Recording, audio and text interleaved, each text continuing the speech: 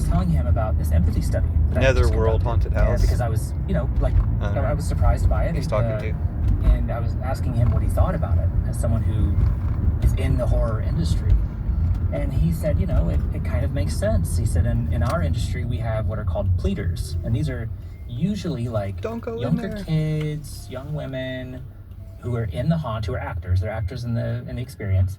But in the story, as you go through the haunt, in the story, they are seen as victims. So they're like a visitor who's been captured and is being held captive.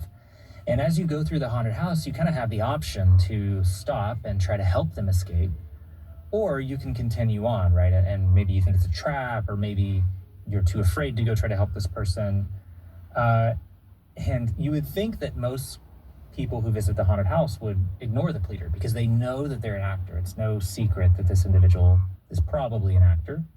And there's no requirement to actually help this person, right? You can continue on as you please. But he said, what you find is that the pleaders are one of the more successful parts of the haunt. I mean, they almost always draw in with their cries of help. They almost always draw in these people who are at the haunted house to come help them. And a lot of that is, they're activating the empathy response. They look like vulnerable protagonists in this story, or vulnerable side characters. And they're, activating the empathy response in the haunt goers really well.